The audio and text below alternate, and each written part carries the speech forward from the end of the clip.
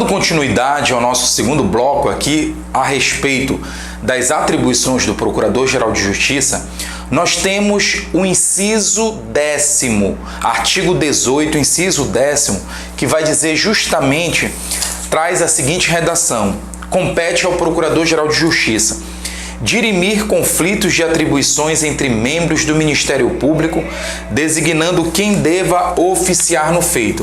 Então, o inciso 10º, pessoal, o que ele vai dizer? O Ministério Público, em que pese ele ser uno e indivisível, tá? Mas, obviamente, isso decorre da lógica do trabalho que é desenvolvido pelo Ministério Público, ele tem uma divisão interna de trabalho. Não estou falando que são vários ministérios públicos dentro de um mesmo Ministério Público, não é isso que eu estou falando.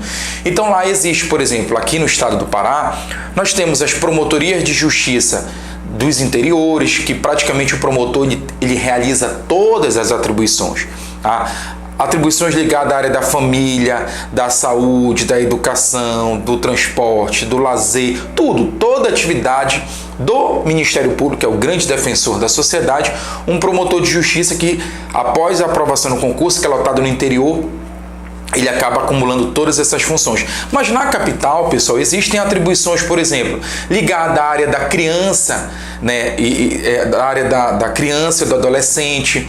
Existe uma vara da criança e do adolescente, vara da infância, existe promotorias criminais, existe promotorias cíveis, existe uma promotoria de defesa do patrimônio público e da moralidade administrativa, existe promotorias de registros públicos, ou seja, são várias atribuições dentro do Ministério Público do Estado do Pará.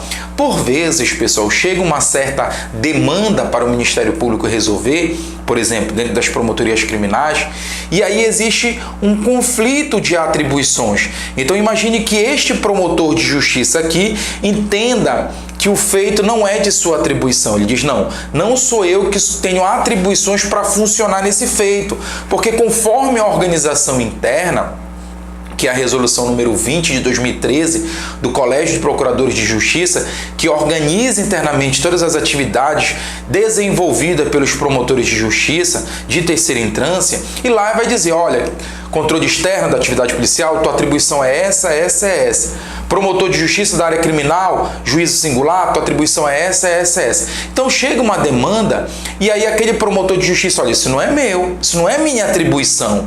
Não, eu não posso funcionar nesse feito. Quem tem que funcionar nesse feito, atuar nesse feito, é um promotor de justiça do juízo singular da área criminal. Eu sou do controle externo da atividade policial, eu não posso funcionar. E aí ele envia esta demanda para o promotor que ele entende que é o que tem atribuições para funcionar naquele determinado procedimento, naquela notícia de fato. E aí o que acontece? Quando é enviado para o promotor, este também entende que não tem atribuição. O que acontece? Existe um conflito. Um promotor A diz que não tem atribuição e um promotor B diz que não tem atribuição. Quem dirime esse conflito? Quem resolve esse conflito? O Procurador-Geral de Justiça. É isso que vai dizer aqui no inciso 10. Tá? Dirimir conflitos de atribuições entre membros do Ministério Público. Isso é muito comum, pessoal. Isso é muito comum acontecer, esse conflito de atribuições.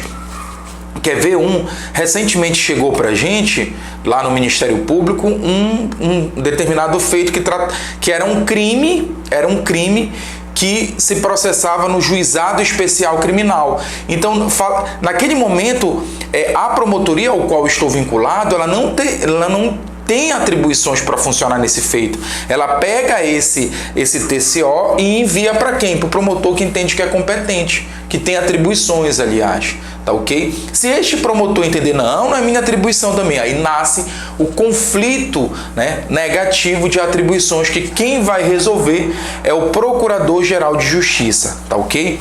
Já o inciso 11, pessoal, vai dizer o seguinte, bem interessante essa regra, eu até coloquei de vermelho, e aqui só fazendo uma observação, pessoal, nesse nosso estilo que nós estamos abordando aqui, o artigo 18, é justamente aquilo que eu coloquei como flashcards físicos, são os nossos flashcards físicos, justamente para você poder ver, eu vou mostrar aqui para você, olha, bem direitinho aqui na câmera, então você pode perceber aqui, tá, que são os nossos incisos do artigo 18, e aí é uma forma que você tem de dar proatividade para o seu estudo.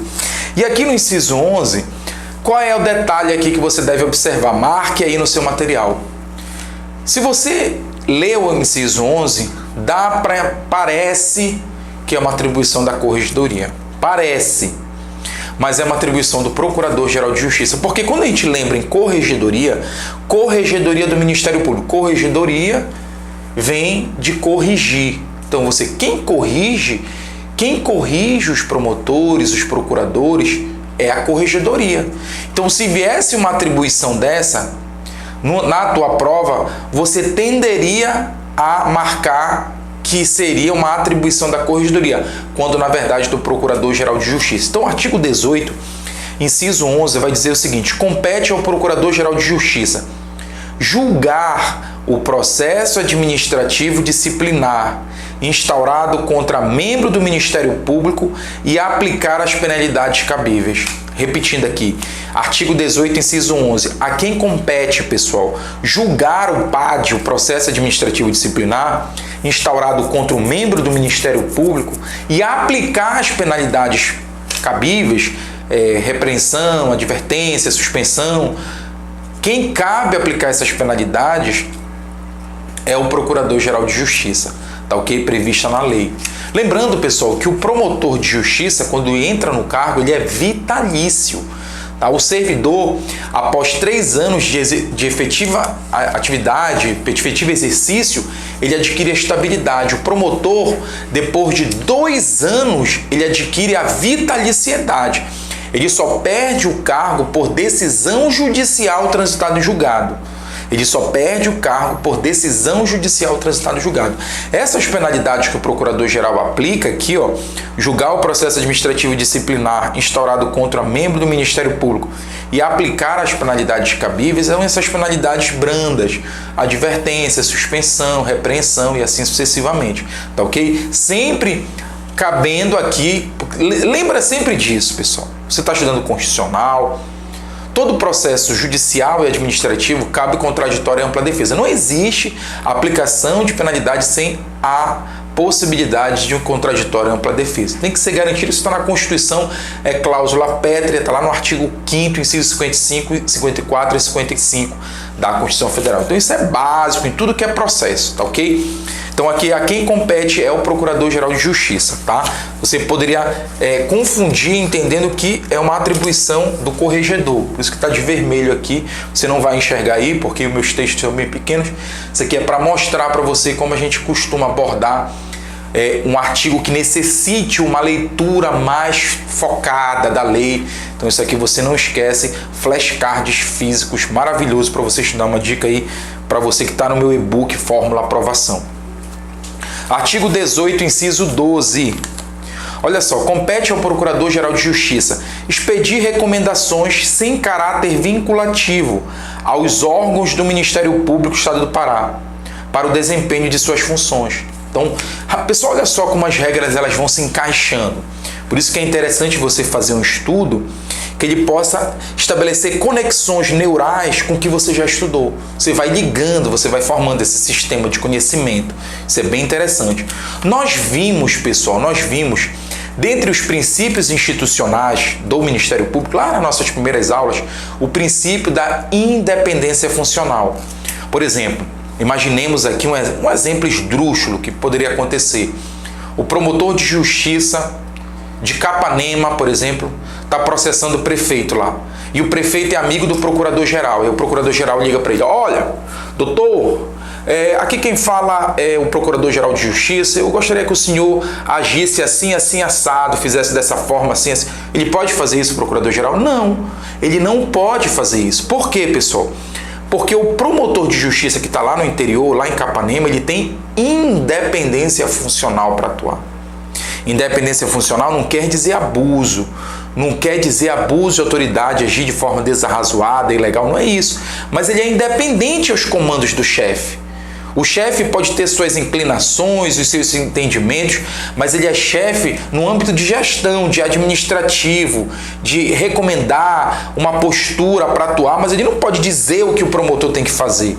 Ele não pode, eu quero que você faça assim, isso não pode, porque existe o princípio da independência funcional.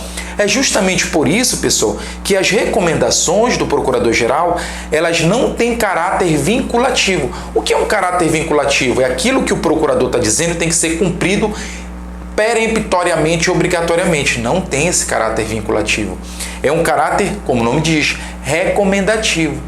Então, por exemplo, o Procurador-Geral ele recomenda uma atuação. Tá? Imagine que quem representa a Procuradoria-Geral judicialmente e extrajudicialmente é o Procurador-Geral. Então, o Procurador-Geral de Justiça ele está num evento em São Paulo de combate à corrupção, à improbidade administrativa e assim sucessivamente. E lá ele acaba se atualizando dos principais temas afetos a essa questão, combate à corrupção. Quando ele retorna à sua base, que é aqui a Procuradoria-Geral, no estado do Pará, ele vai expedir uma recomendação de tudo aquilo que ele aprendeu lá em São Paulo, por exemplo. E ele expede essa recomendação para todos os promotores. Olha, toda vez que vocês forem atuar em casos que envolvam a improbidade administrativa, que você envolvam crimes de corrupção ativa, passiva e assim sucessivamente, tenham cuidado com isso, eu sugiro que seja feito isso, percebam que está acontecendo isso, contem com esse apoio desses órgãos e tal, recomendando, mas não é, façam isso, vocês têm que agir assim, não, porque o promotor ele tem a sua independência funcional, tá ok? É isso que o inciso 12 está querendo dizer aqui, tá bom, pessoal? Artigo 18, inciso 13, compete ao Procurador-Geral de Justiça encaminhar aos presidentes dos tribunais as listas sêxtuplas a que se referem os artigos 94 caput e 104 parágrafo único 2 da Constituição Federal. Pessoal, então quem encaminha essa lista aos presidentes dos tribunais é o Procurador-Geral. Que lista é essa, pessoal? O 5º Constitucional. 1/5 das vagas dos tribunais serão compostas por membros da OAB e do Ministério Público. E quem manda, quem envia essa lista sêxtupla para escolha depois, por parte do governador, no caso aqui, por parte do presidente da República, né? Você tem que ir lá no artigo 96 da Constituição Federal. Quem envia essa lista sêxtupla é o Procurador-Geral de Justiça. É isso que está falando aqui o inciso 13º da Lei 057/2006. Tá ok? É importante depois, aliás, agora que eu estou falando desse tema de 5º Constitucional, que você vá lá na sua matéria de Direito Constitucional, no nosso material, a gente colocou um organograma bem interessante sobre esse assunto. Colocamos um material sobre este assunto na nossa apostila. Ela, na parte de constitucional, principalmente, ela tem a letra fidedigna da lei, da Constituição, e a gente também faz vários mapinhas mentais lá para otimizar, acelerar seu conhecimento. Se você ainda não tem a nossa apostila, você pode só clicar no link abaixo no vídeo aqui, que está tudo disponível lá para você, tá bom? Artigo 18, inciso 14, compete ao Procurador-Geral de Justiça encaminhar ao governador a proposta orçamentária do MP para inclusão no projeto de lei orçamentária a ser submetida ao Poder Legislativo. Lembra que a gente falou, pessoal, que o Ministério Público tem autonomia funcional, administrativa e financeira? Aqui é uma das facetas dessa autonomia financeira. Ora, percebam que o Procurador-Geral de Justiça, ele envia para o governador o orçamento do MP, com a estimativa de gasto, e assim sucessivamente. E o governador, ele envia essa proposta para o governador orçamentária para ser enviada ao Poder Legislativo da Lei Orçamentária Anual. Tá ok? Alô. Então isso aqui é basicamente o inciso 14. Artigo 18, inciso 15. Artigo 18, inciso 15. Compete ao Procurador-Geral de Justiça comparecer à ALEPA ou suas comissões espontaneamente ou quando regularmente convocado, em dia e hora ajustados com antecedência, para prestar esclarecimentos sobre assunto relacionado ao MP previamente determinado. Então aqui, pessoal, é a possibilidade que o Ministério Público tem de prestar esclarecimentos na Assembleia Legislativa do Estado do Pará, e ele tem que comparecer o Procurador-Geral, ele que representa extrajudicialmente o MP, a ALEPA, a Assembleia Legislativa, para prestar esclarecimentos sobre determinados assuntos da instituição. Percebendo aqui, pessoal, olha só, a última parte do inciso, sobre assunto relacionada ao Ministério Público. O assunto tem que ser relacionado ao Ministério Público e previamente determinado. Então, previamente, a comissão, por exemplo, existe, vamos imaginar, uma comissão sobre direitos humanos, comissão de combate ao preconceito de raça, de cor, de religião, sexo, enfim. E essa comissão está discutindo algum tema, ela pode enviar um ofício ao Procurador-Geral de Justiça, convocando-o para prestar certo esclarecimento de como o MP está trabalhando este assunto, e aí o Ministério Público ele pode se fazer representar pelo próprio Procurador-Geral, ou o Procurador-Geral ele pode designar alguém para representar o MP naquele evento, naquela situação e tal. E lembrando, pessoal, conforme a gente já viu aqui, dependendo do tema, o Procurador-Geral de Justiça designa alguém que tenha a ver com aquela matéria, tá bom? Tranquilo? Então é isso que diz o inciso 15º aqui da Lei 057/2006. Artigo 18, inciso 16. Compete ao Procurador-Geral de Justiça prestar informações por iniciativa própria ou quando solicitadas pela Assembleia Legislativa sobre assunto relacionado ao MP. Lá ele é convocado, ele tem que ir se fazer presente conforme a Lei 057 sobre assunto relacionado ao MP e tem que ser previamente convocado. Aqui, pessoal, aqui, o que acontece? Aqui nesse inciso, ele presta informações. É essa a diferença, tá bom? Artigo 18, inciso 16 da Lei 057. Artigo 18, inciso 17, pessoal, compete ao Procurador-Geral firmar convênios de interesse do MP. Então ele pode firmar convênios. Por exemplo, havia uma atuação aí muito forte por parte do Ministério Público sobre uma demanda referente a bens que são apreendidos. Então, o MP do Pará ele pode firmar um convênio com a Polícia Civil, com a Secretaria de Segurança Pública, com os órgãos de segurança pública para enfrentamento dessa demanda. Quem faz isso? O Procurador-Geral de Justiça, conforme artigo 18, inciso 17 da Lei 057. Tá ok? Inciso 18. Artigo 18, inciso 18. Compete ao Procurador-Geral de Justiça, quanto à administração de pessoal, além do previsto nos incisos anteriores. Olha só, percebam bem que a gente vai lendo aqui os incisos, eles vão se encaixando perfeitamente nessa autonomia funcional, administrativa e financeira. Então, nós já vimos que o MP tem autonomia financeira porque envia para o governador a sua proposta orçamentária. Não está dentro da atuação do governador. O governador espera receber a proposta orçamentária do Ministério Público. Aqui também, pessoal, olha, quanto à administração de pessoal, então isso aqui decorre da autonomia funcional. Além do previsto. Então, o que ele faz com relação ao pessoal, pessoal? Pessoal, ficou até repetitivo aí. O que ele faz com relação aos seus servidores? Quais são as atribuições do Procurador-Geral? Letra A. Olha, dar posse e exercício aos membros e servidores do Ministério Público nos termos da lei. Então, quem vai dar posse quando você for aprovado no cargo de auxiliar de administração é o Procurador-Geral de Justiça. É ele que dá posse aos membros e servidores da instituição. Outra coisa, pessoal, que ele faz também com relação ao pessoal, nomear e exonerar os ocupantes de cargos em comissão, bem como designar e dispensar os ocupantes de função de confiança no MP.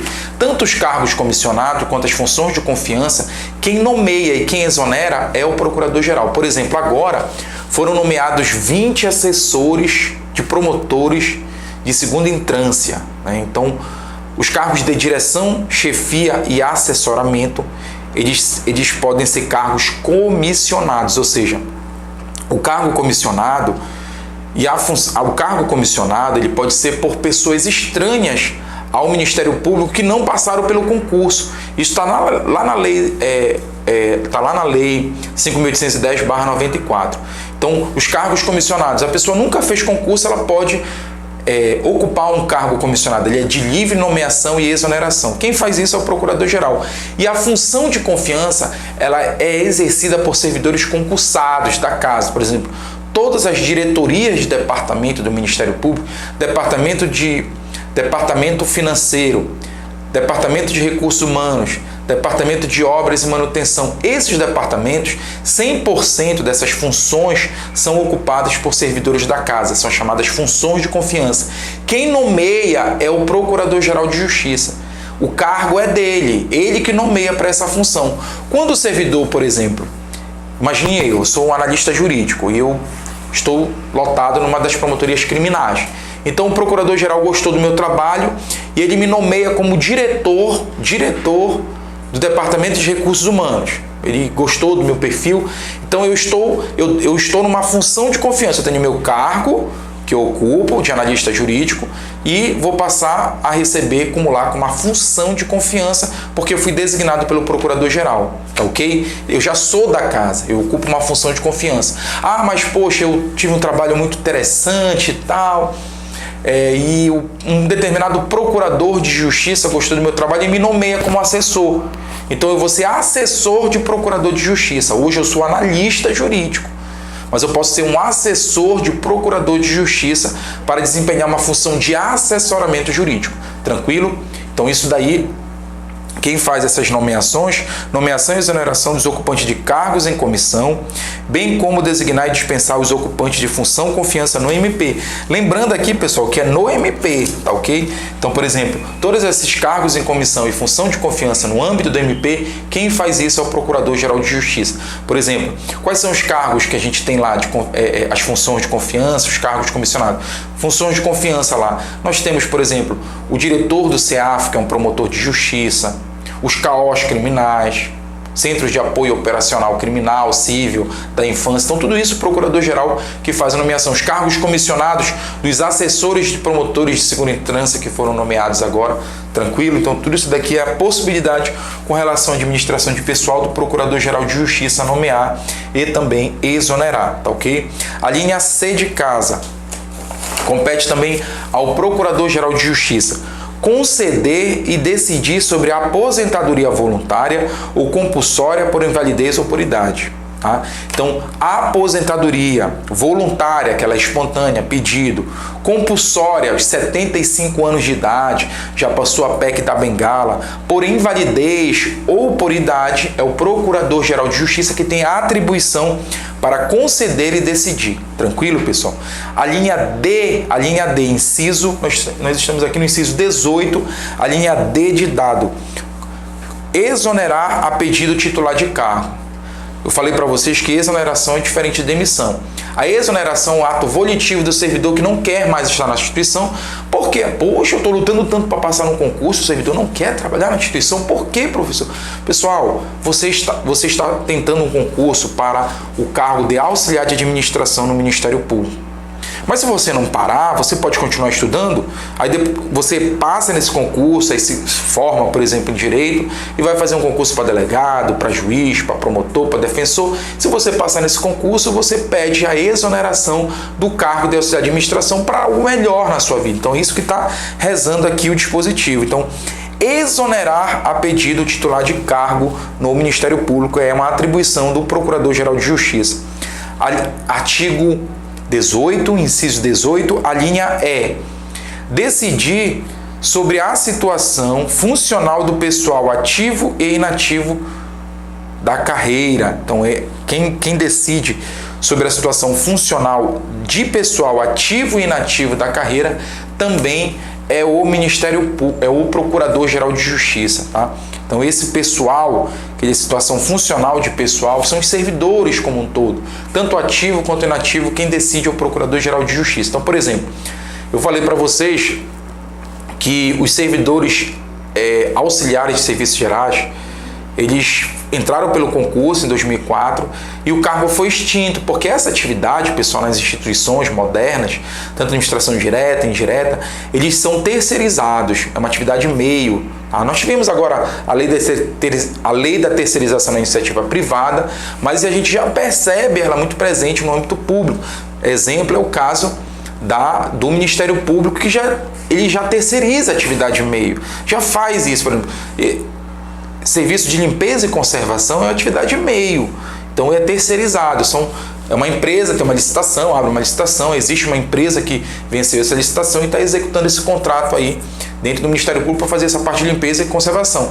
Mas ainda existem servidores que foram do concurso 2004, só que esse pessoal que está ativo ainda, o cargo foi extinto, mas eles permanecem com todas as garantias na carreira. Só que não vai mais ter concurso para o cargo de auxiliar de serviços gerais, porque isso já foi decidido pelo Procurador-Geral. Então, toda a questão funcional envolvendo o pessoal ativo e inativo da carreira é a atribuição do Procurador-Geral de Justiça resolver isso aí, tá ok, pessoal? Então, mais aqui uma linha. Olha como fica bem legal nossos esqueminhas, né? E depois, pessoal, isso é legal porque quando você for fazer sua revisão, professor, mas poxa, dá muito trabalho, isso daqui eu vou perder tempo. Você não perde tempo. O trabalho que você tem de fazer isso aqui, você recupera na hora da prova, na hora da sua aprovação. Porque você não esquece, pessoal. Isso vem à sua cabeça. Você está escrevendo, olha só, você lê o material, você entendeu. Você está escrevendo no post-it desse, está colocando ali no seu mapa mental legal. Porque isso daqui, gente, é o tipo do assunto que, infelizmente, você tem que conhecer bem. É um assunto muito denso. São muitas informações. São 83 atribuições do Procurador-Geral, 83. Eu já falei para você, eu acredito que essa etapa não vai andar pelas suas questões por aqui, porque vai dar muito probleminha, pessoal, vai muito confuso para um cargo de auxiliar de administração. São conceitos, vocês percebem que eu estou falando aqui, são conceitos densos, são conceitos que vão realmente lhe exigir um nível de desdobramento que foge o nível médio. Então, ele não vai andar por aqui, a meu ver. As questões não vão perpassar por aqui, mas a gente tem que estar preparado. Eu não posso garantir isso para você. E isso daqui lhe dá consistência no seu estudo. Você vai entendendo, vai revisando e vai evoluindo. Quando chegar na hora da prova, se vier cair uma questão dessa, você não erra. Por exemplo, essa aqui que eu marquei, né, o inciso 11, que é o julgar o processo administrativo e disciplinar. Aqui é uma casca de banana que ele pode fazer, fazendo você confundir com uma atribuição do corregedor de justiça, tá? Corregedor geral de justiça do MP. Tá bom, pessoal? A linha F, tá? Sobre o pessoal. O Procurador-Geral decide sobre a situação funcional dos servidores auxiliares, dos serviços auxiliares. Decidir sobre a situação funcional dos serviços auxiliares, organizando em quadros próprios, bem como homologar o processo de promoção dos servidores nos termos da resolução do Colégio de Procuradores de Justiça, tá ok? Então, essa atividade do Procurador-Geral de decidir sobre a situação funcional dos servidores, dos serviços auxiliares. Quais são os serviços auxiliares da MP? É a atividade dos servidores como um todo. Nós temos membros, promotores e procuradores e os servidores. Todos os servidores, eles exercem atribuições, funções, né, dos seus cargos, tá? Então, quem decide esses serviços é o Procurador-Geral, ele que vai organizar isso, ele que homologa a promoção. Os servidores, eles são promovidos por antiguidade e por merecimento, tá? Ok? Existe uma resolução que trata sobre esse assunto e hoje o Ministério Público está discutindo o plano de cargos, carreira e remuneração de servidores.